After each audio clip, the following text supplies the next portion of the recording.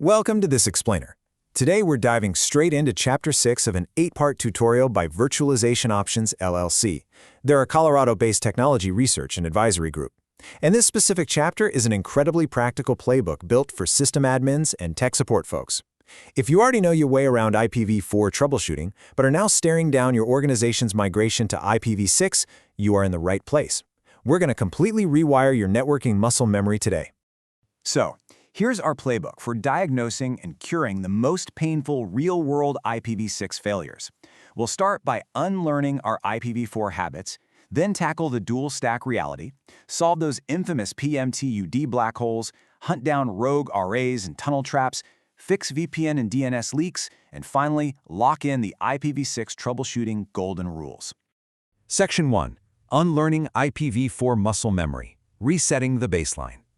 Okay, we got to start with a core truth that constantly trips up veteran sysadmins. IPv6 isn't just IPv4 with a larger address space bolted onto it. It's a fundamentally different beast. With IPv4, you're used to seeing a single address on an interface, right?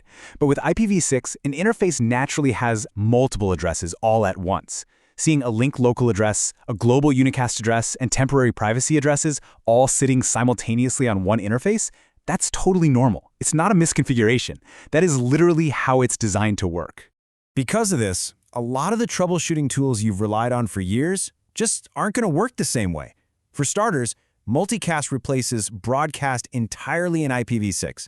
So, pinging a generic broadcast address? Yeah, that's dead. Plus, because NAT, network address translation, is largely absent and basically every device is globally routable, your entire baseline for firewall security assumptions has to change completely. Section 2. The dual-stack reality. Hunting invisible enemies. You see, most production networks right now aren't running pure IPv6, they're running both stacks. And that means a broken IPv6 path usually doesn't give you a loud, obvious connection error. Instead, it causes silent failures, lag, and degraded performance. Enter the happy eyeballs mechanism. Modern browsers prefer IPv6, but they race it against IPv4 after a 250 millisecond delay. So think about that. If your IPv6 path is busted, every single new connection your users try to make silently eats a 250 millisecond penalty before it falls back to IPv4. And trust me, that latency adds up incredibly fast.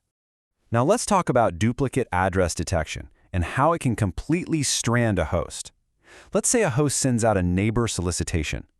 If another host on the network detects a conflict, that interface gets slapped with a DAD failed flag. The result?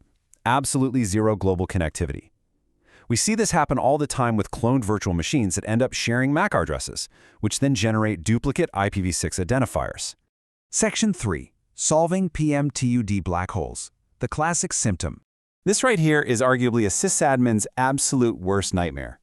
Have you ever had a situation where tiny ping packets go through perfectly fine, but the second you try a large data transfer, like an SSH session or file copy, it just hangs indefinitely? That is the classic symptom of a path MTU discovery failure, or a black hole. Here's exactly how an overly aggressive firewall breaks your connection.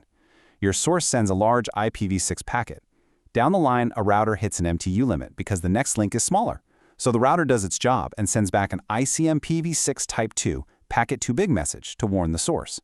But then, a strict firewall blocks that ICMPv6 packet. The sender never gets the memo to shrink its packets, and your connection just stalls forever. The fix for this is super straightforward, but absolutely vital. You must explicitly permit ICMPv6 type 2 inbound on all firewalls in the path. Just never block ICMPv6 entirely. Permitting type 2 is your primary cure. Now, if you are in a spot where you literally cannot touch the firewall, you can use TCP MSS clamping as a router-level workaround to force smaller packet sizes. But really, fixing the firewall rule is the proper architectural solution here. Section 4. Rogue RAs and tunnel traps. Navigating transition mechanisms. As we start blending old and new networks together, we really need to watch out for transition protocols and virtualization environments going completely rogue. When you're using NAT64 and DNS64 to bridge your IPv6-only clients to IPv4-only servers, there are a few major traps. You might run into NAT64 pool exhaustion, which causes these really annoying random timeouts. But the real silent killer? Legacy applications that hardcode an IPv4 address. When an app tries to connect directly to an IP literal, it completely bypasses your DNS64 synthesis and the connection just instantly breaks. No way around it. Keep this matrix handy for your firewall configs. Seriously, if you take away anything from this explainer today, know that you absolutely must permit these specific ICMPv6 types. Types 1, 2, 3, and 133 through 137. If you block these because you think you're being secure, you are intentionally breaking neighbor discovery, routing, and just basic network functionality. Don't do it. Another massive headache is rogue router advertisements. A rogue RA from a random Docker container or a misconfigured VM can silently hijack your entire network's default route. It's a mess. To stop this, you've got to hunt down the source MAC address using Wireshark. You should disable IPv6 on Docker bridge networks unless it's strictly required. But most importantly, lock down your switch access ports with RA Guard so they instantly drop any unauthorized advertisements. Section 5. Fixing VPN and DNS leaks. The split tunnel dilemma. Remote access brings its own special brand of invisible failures to the table, especially with dual-stack clients trying to hit secure internal infrastructure. Here's a symptom that literally drives help desks crazy. Why do internal domains randomly fail on the VPN depending on which user is connected? Well, that is the classic split DNS symptom. What's happening is that the user's IPv6 DNS requests are leaking out to public internet DNS servers instead of traversing the tunnel to hit your internal corporate resolvers like they're supposed to. To plug this leak, first, verify that your VPN is actually pushing the correct internal DNS server address, and make sure your explicit split DNS rules are configured properly. But crucially, you have to make a firm architectural decision here. You either deliberately route all IPv6 traffic through the tunnel by pushing a default route, or you intentionally disable IPv6 on the client interface to stop those security bypasses. If you just leave it unmanaged, you are basically guaranteeing data leaks. Section 6. IPv6 Troubleshooting Golden Rules. The final checklist. Let's wrap this up by condensing everything we've covered from Chapter 6 of the Virtualization Options LLC tutorial into the essential golden rules you need to live by. Number 1. Your IPv4 muscle memory will betray you. Force yourself to test both stacks independently using specific flags like curl-6 and curl-4 so you can actually isolate the issue. Never ever block ICMPv6 entirely. Remember that neighbor discovery relies heavily on multicast, not broadcast. Remind yourself that multiple IPs per interface is exactly how the protocol was built to work.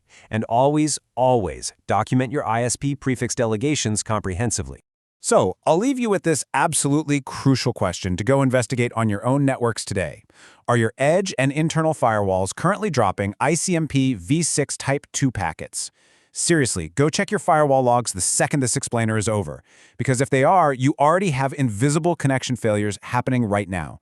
But armed with this playbook, you now know exactly how to fix them. Thanks for joining me for this explainer.